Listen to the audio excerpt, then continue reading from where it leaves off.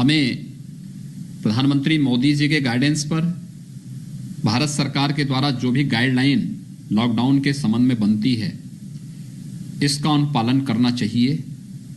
इसी में प्रदेश के 23 करोड़ लोगों के उत्तम स्वास्थ्य के लिए और उनके सुरक्षित भविष्य के लिए यही सबसे उपयुक्त मार्ग है। और इस पर सभी ने इस बात को भी चर्चा की कि लॉकडाउन के बाद प्रधानमंत्री मोदी जी ने जिस तरीके से देश के अंदर प्रधानमंत्री गरीब कल्याण पैकेज की घोषणा की, उत्तर प्रदेश में 2 करोड़ 34 लाख किसान इससे सीधे सीधे लाभान्वित हुए हैं।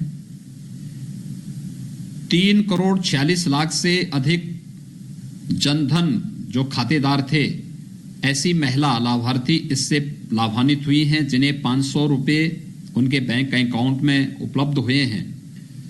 और किसानों को 2 करोड़ 34 लाख किसानों को 2000 रुपए उनके बैंक अकाउंट में देने की सीधे व्यवस्था हुई है, ये मिला है। इसके साथ ही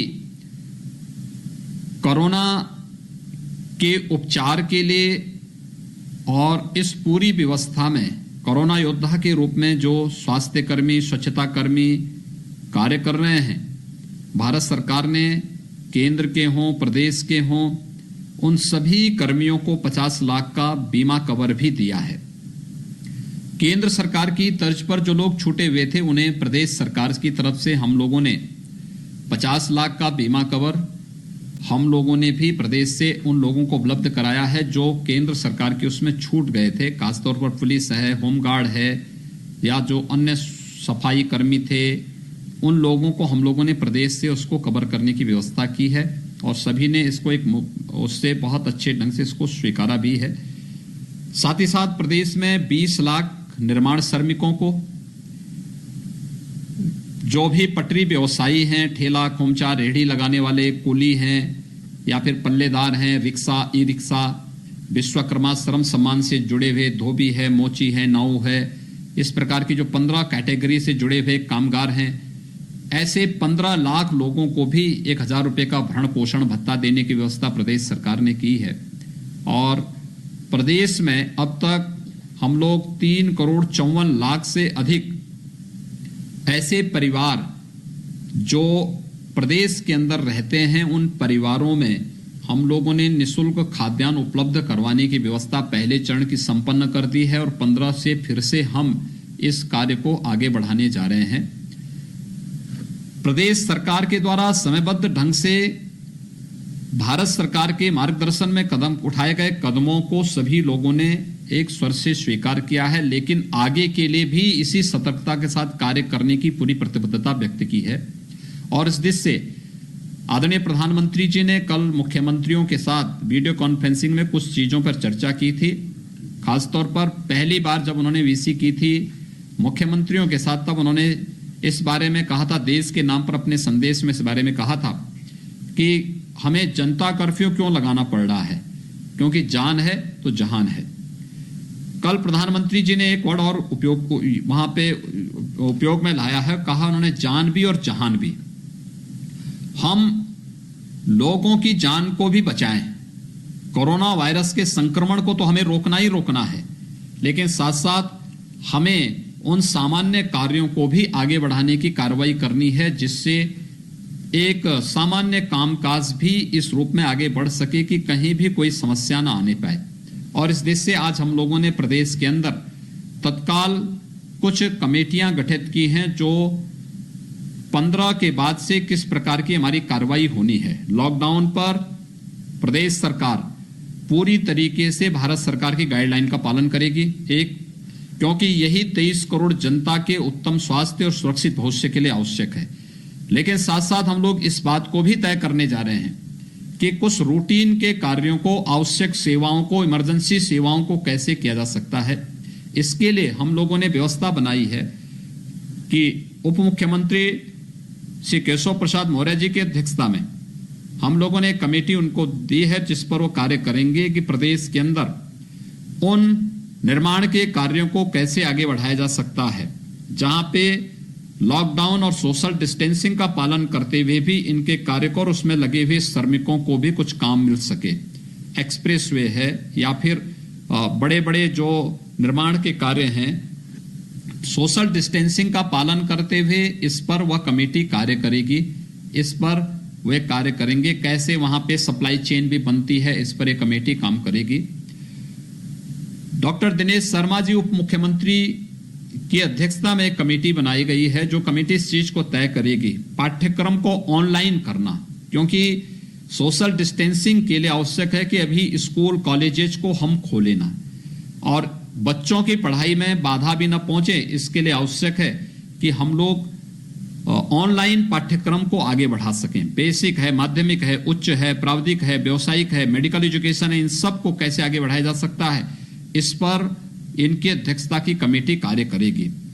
वित्त मंत्री श्री सुरेश खन्ना जी की अध्यक्षता की कमेटी इस बात को सुनिश्चित करेगी कि रेवेन्यू के फ्लो को कैसे बनाया जा सके, जिससे राजस्व की कमी प्रदेश में न आने पाए। एक दूसरा, औद्योगिक विकास के साथ साथ एमएसएमई सेक्टर में भी हम लोगों को क्या कदम उठाए जाने चाहिए, इस पर एक कमेटी औद्योगिक विकास के साथ और एमएसएमई सेक्टर के साथ मिलकर के उन दोनों विभागों के मंत्रियों के साथ, अधिकारियों के साथ बैठ करके इस कमेटी किसी एक निष्कर्ष पर पहुंच करके अपनी रिपोर्ट उपलब्ध कराएगी।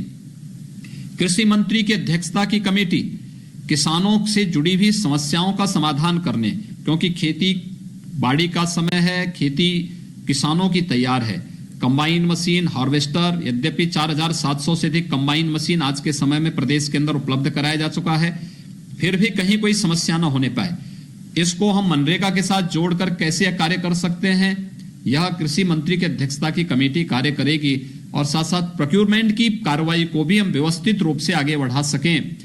खेत में ही या किसान के घर से ही अगर हम खरीदारी कर सकें, लेकिन एमएसएमई जो एमएसपी से कम लाभ यानी न्यूनतम समर्थन मूल्य से कम लाभ किसान को न मिले, उससे कम दाम न मिले, इस चीज पर हम लोग पूरी कड़ाई लागू करें। इसके लिए एफपीओज को वहां पे भेजना या अन्य कंपनियों को वहां पर अलाउ करना और न्यूनतम समर्थन मूल्य की गारंटी के साथ इस कार्रवाई को आगे बढ़ाने की कार्य हो, इस पर भी यह कमेटी कृषि मंत्री की अध्यक्षता की कमेटी कार्य करेगी।